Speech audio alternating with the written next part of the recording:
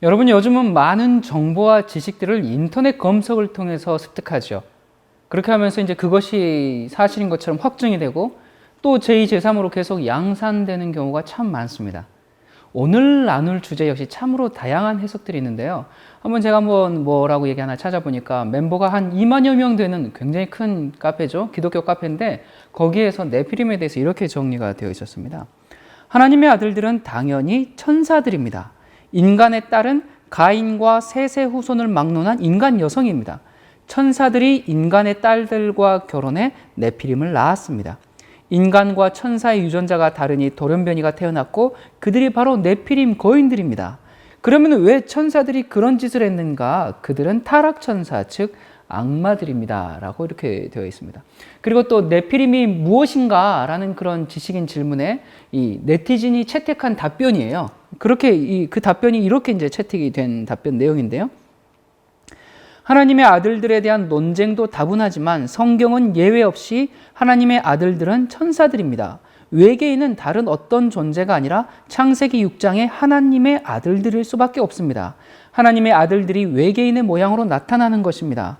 아마 노아 당시에는 신의 모양으로 나타났을 것입니다. 와우! 뭘까요, 여러분? 외계인? 아니면 제우스나 포세이돈, 헤라클레스 같은 그런 그리스 신화에 나오는 신들?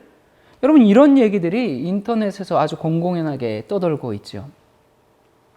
자, 우리 창세기 6장 1절과 2절에 보면요. 사람이 땅 위에 번성하기 시작할 때 그들에게서 딸들이 나니 하나님의 아들들이 사람의 딸들의 아름다움을 보고 자기들의 좋아하는 모든 자로 아내를 삼는지라.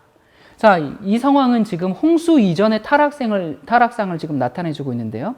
여기 창세기 6장 2절은 노아 홍수의 근본적인 그 이유가 하나님의 아들들이 사람의 딸들의 아름다움을 보고 자기 마음에 드는 대로 아내를 삼았다라고 그렇게 얘기하고 있습니다. 자, 그렇다면 여기 하나님의 아들들은 도대체 누구일까요? 크게 네 가지 견해가 있습니다. 첫 번째는 좀 급수가 좀 낮은 신들이다라는 견해가 있고요. 두 번째는 왕족이다, 귀족 계층의 사람들이다라는 견해가 있습니다. 그리고 세 번째는 이제 앞에서 얘기했듯이 타락한 천사들, 그리고 네 번째는 셋의 후손들이다라고 이제 이야기를 합니다. 이 첫 번째 견해는 여러 학자들이 주장하는 견해긴 하지만 로마나 또 그리스 신화의 어떤 그 여러 가지 그 다신론적인 개념에서나 볼 수 있는 그런 영지주의 사상에 취한 견해입니다. 여러분, 성경은 신들의 급수를 나누고 있지 않아요. 그렇기 때문에 합당하지 않은 견해죠. 그리고 이제 두 번째 견해는요, 유대 랍비들이 흔히 주장하는 그런 견해인데요. 지체 높은 집안의 청년과 미천한 처녀와의 결혼이라고 해석하는 것입니다. 목사님들 중에도 이렇게 해석하는 것을 제가 본 적이 있습니다.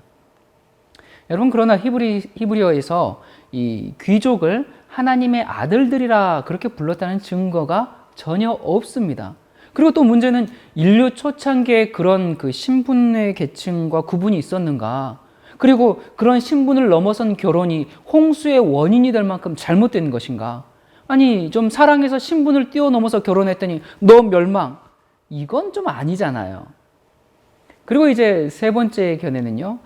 이 문제에 있어서 가장 인기 있는 견해인데 하나님의 아들들을 타락한 천사들로 보는 견해입니다. 이러한 주장은 이제 그 에녹서라든지 희년서 같은 외경이나 70인형 LXX라 그러죠. 그러니까 구약의 히브리어 성경을 최초로 이제 헬라어로 번역한 성경이죠.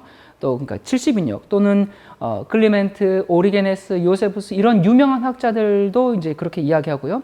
이들뿐만 아니라 여호와의 증인들도 그들의 중요한 교리 중에 하나로 가르치고 있습니다. 특히 여호와의 증인들의 창세기 6장 2절을 인용한 후에 이렇게 설명하고 있습니다.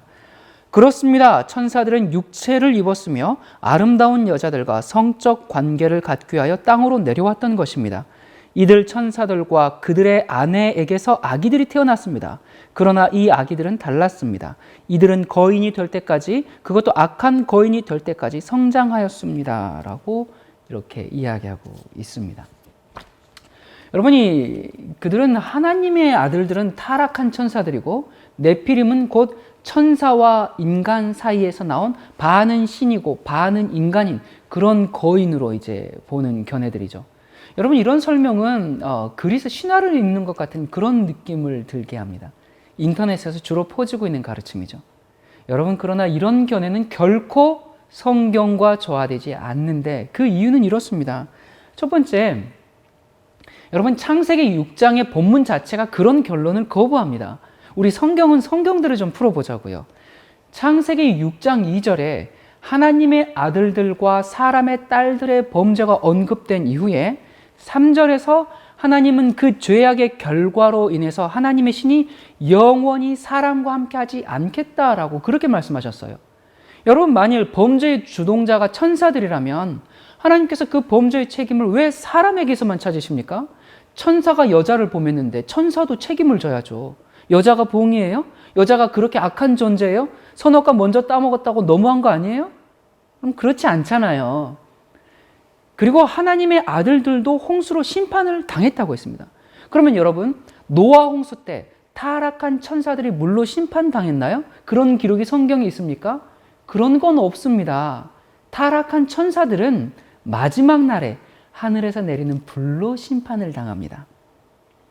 그리고 이제 두 번째요. 이 히브리서 1장 5절은 천사는 하나님의 아들이라 불리지 않았음을 분명히 하고 있는데요. 읽어보겠습니다. 하나님께서 어느 때에 천사 중 누구에게 내가 내 아들이라 오늘날 내가 너를 낳았다 하셨으며 또다시 나는 그에게 아버지가 되고 그는 내게 아들이 되리라 하셨느뇨 라고 이제 개역성경이 이야기하고 있는데요. 좀 더 쉬운 번역으로 좀 읽어보겠습니다. 현대인의 성경이에요. 하나님께서는 어느 천사에게도 너는 내 아들이다. 오늘 내가 너를 낳았다라고 말씀하시거나 또 나는 그의 아버지가 되고 그는 내 아들이 될 것이다 라고 말씀하신 적이 없습니다. 라고 기록하고 있습니다. 그리고 세 번째, 여러분 예수님께서 천사들은 본질적으로 성적인 그 관계를 맺는 존재가 아니라고 말씀하셨습니다. 마태복음 22장에 보면 그 부활 때에는 장가도 아니 가고 시집도 아니 가고 하늘에 있는 천사들과 같다 그렇게 말씀하셨잖아요. 그리고 만일 천사들이 그런 성적인 관계를 맺을 수 있다고 하더라도 하나님의 아들들이라는 표현은 결코 천사들에게 적용할 수가 없습니다. 왜냐하면 성경에서 그 호칭은 오직 인류에게만 해당되기 때문입니다. 그리고 네 번째, 여러분 예수님께서 마지막 때에 이제 그 사람들이 무절제한 정욕에 탐닉할 것을 예언하셨죠. 그러면서 마태복음 24장에 보면 그것이 노아의 때와 같이 되는 일이다라고 인자의 때 노아의 때와 같다라고 말씀하셨어요. 그러면 여러분 생각해 보세요. 만일 노아 때 그 범죄를 이 천사들과 사람 사이의 그 범죄, 그래서 그 결합으로 네피림이라는 그런 어떤 괴생 물체가 태어나는 것으로 이해한다면 여러분 결국 예수님께서는 재림 전에 또다시 그런 일이 일어날 것이다 라고 예언한 것이 되는 겁니다. 그래서 요즘 UFO가 그렇게 많이 뜨는 거예요. 여러분 예수님 재림 전에 타락한 천사들이 인간들과 결혼하는 일이 또 벌어진다는 것입니까? 여러분 이런 가정은 있을 수가 없는 일입니다. 여러분 영화를 너무 많이 보셨어요. 헐리우드 영향을 너무 많이 받으셨어요. 자, 그렇기 때문에 여러분 이런 모든 증거를 살펴볼 때 여기서 하나님의 아들들은 결코 천사들일 수가 없습니다. 자, 그렇다면 여기 하나님의 아들들은 누구일까요? 성경은 하나님과 언약 관계를 맺은 그의 백성들을 아버지와 아들의 관계로 표현합니다. 하나님은 이스라엘을 내 아들, 내 장자라고 그렇게 부르셨죠. 그리고 또 하나님의 자녀라고 그렇게 직접 부르셨습니다. 여러분 여기 창세기 6장의 본문이 기록하고 있는 것은 사람들의 도덕적인 타락에 관한 것이지 천사들의 범죄에 대한 기록이 전혀 아닙니다. 자, 그리고 또 창세기 4장에 보면요. 4장 26절 셋도 아들을 낳고 그 이름을 에노스라 하였으며 그때 사람들이 비로소 여호와의 이름을 불렀더라 라고 말하고 있습니다. 그러니까 여호와의 이름으로 일컬어지던 그 경건한 백성인 셋의 자녀들이 타락하게 되었다라는 사실을 언급하고 있는 것입니다. 그러므로 하나님의 아들들은 믿음의 계보를 잇던 셋의 후손을 말합니다. 셋의 후손들이 가인의 후손들의 외모에 넋을 잃고 그냥 좋아하는 모든 자를 그냥 다 아내로 삼으면서 그러니까 불신자와 결혼하고 성적으로 방종하고 하나님의 뜻과 계명에서 멀어져서 끝없이 타락해 버린 것입니다. 왜 셋의 후손들이 이 불신자 여인들에게 마음을 빼앗겼을까요? 셋의 후손들은 못생기고 가인의 후손들은 예뻤을까요?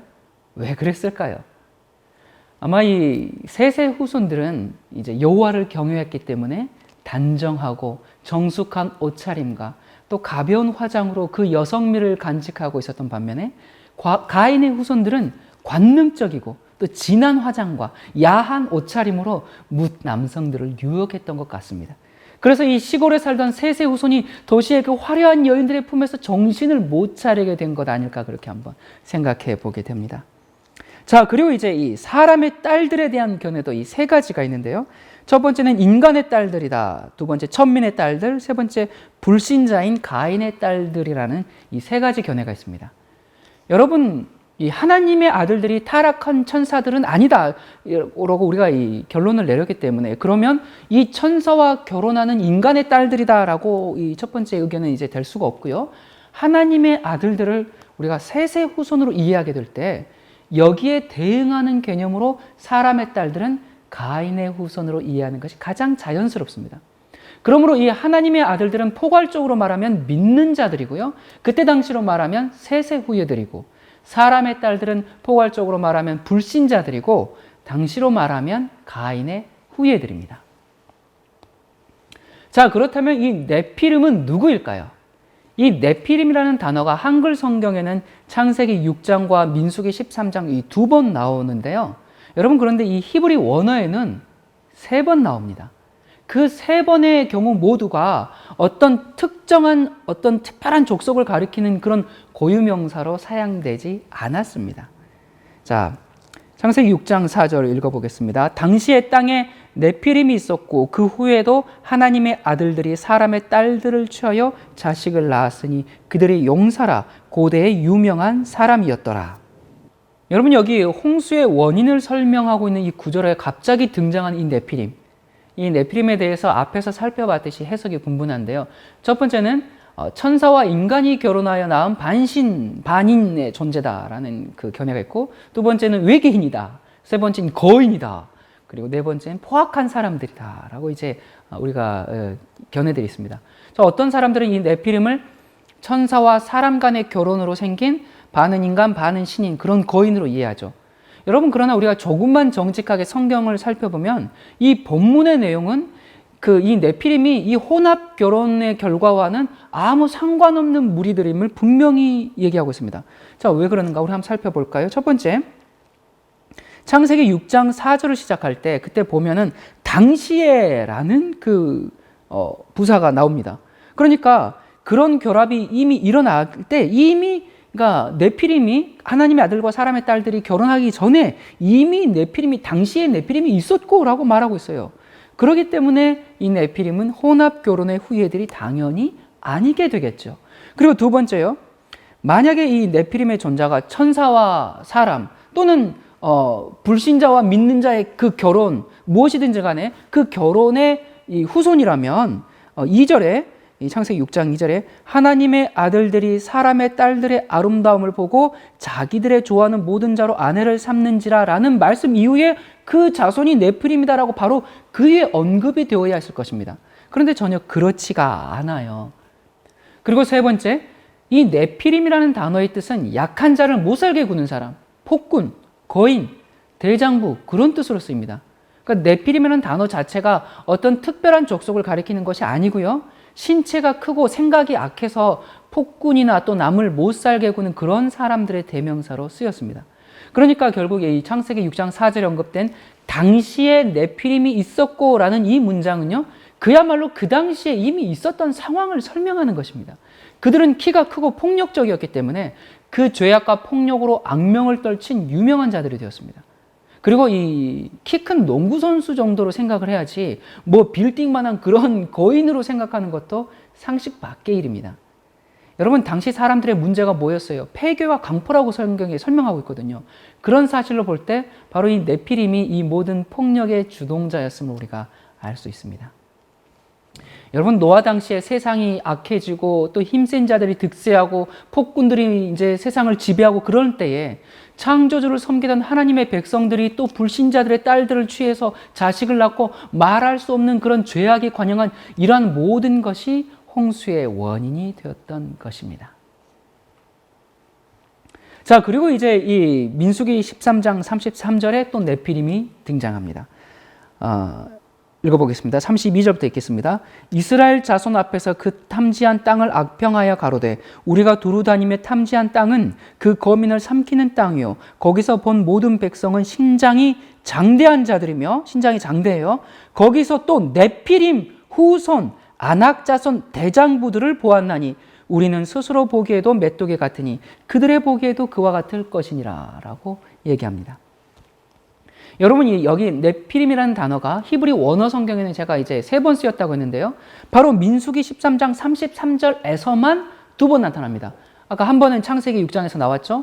자, 여기에 아낙 자손 대장부들을 보았더니 할 때 여기에 대장부가 바로 네피림입니다. 자, 이렇게 보면요, 여러분, 네피림은 어떤 족속을 나타내는 그런 고유명사가 아니고요. 앞에서 얘기했던 것처럼 크고 장대한 사람들을 뜻하는 대명사로 쓰였음을 우리가 알 수 있습니다. 그러면 왜 네피림 후손 아낙 자손 대장부, 그러니까 왜 네피림 해놓고 또 뒤에는 다르겠는가? 이것은 우리 그 개역 성경이 원어를 한글로 직접 번역한 것이 아니라 중국어 성경을 번역한 것이다 보니까 이러한 경우가 생긴 것이죠. 그러니까 같은 단어를 한 번은 히브리 발음 그대로인 네피림으로, 다른 한 번은 네피림의 뜻인 대장부로 그렇게 번역을 해버린 거예요. 그러니까 네피림 하면 무슨 특별한 괴 족속 같은 것으로 우리가 생각하게 되었고요.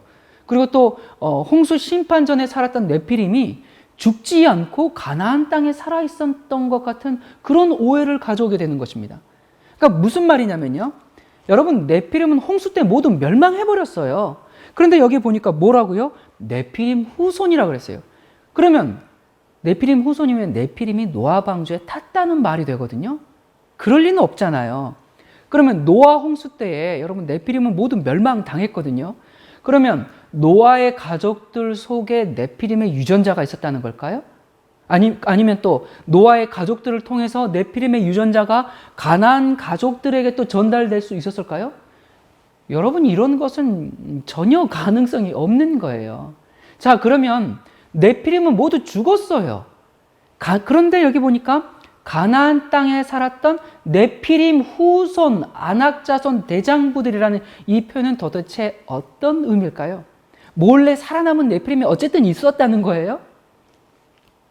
여러분, 여기 아낙 자손이 홍수에 살아남은 네피림의 후손이라는 뜻이 전혀 아닙니다. 이 아낙이라는 말은요, 목이 긴 자들이라는 뜻이에요. 그러니까 말 그대로 쉽게 생각하면 키가 큰 사람들이라는 얘기예요. 이 가나안 땅을 정탐해 보니까 홍수 전에 살았던 키가 크고 포악한 자들의 대명사인 네피림 같은 그런 아낙 족속이 있다라는 보고입니다. 여러분, 히브리 원어 성경에는 네피림 후손 아낙 자손에서 여기 후손이라는 단어가 없습니다.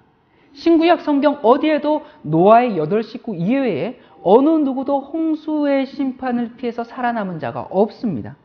이 개역 성경에 2군데 등장한 이 네피림이라는 단어를 번역함에 있어서 한 번은 네피림으로 한 번은 대장부로 그렇게 해석했기 때문에 발생한 하나의 해프닝이죠. 여러분, 네피림을 천사와 인간 사이에 태어난 거인적으로 상상하는 것은 성경을 너무 오해한 것입니다.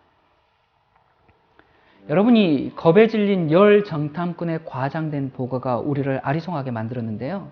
갈렙은 가나안 땅을 취하자 능히 우리가 이기리라 그런 자신감 있는 승리의 보고를 했지만 10명의 정탐꾼들은 과장하고 악평하는 보고를 했습니다.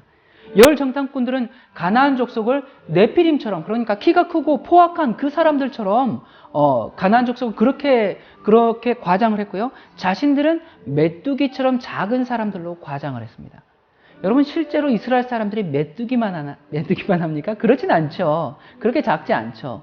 그러니까 10 정탐꾼들은 이스라엘 사람들을 메뚜기로 비하했던 것처럼 아낙 자손들의 모습도 그런 식으로 과장했던 것이죠. 여러분, 결론적으로 이 10 정탐꾼의 보고는 처음부터 끝까지 과장된 보고였습니다. 그러한 과장된 거짓 보고를 근거로 성경 말씀을 해석하는 것은 올바른 판단이 아니겠죠?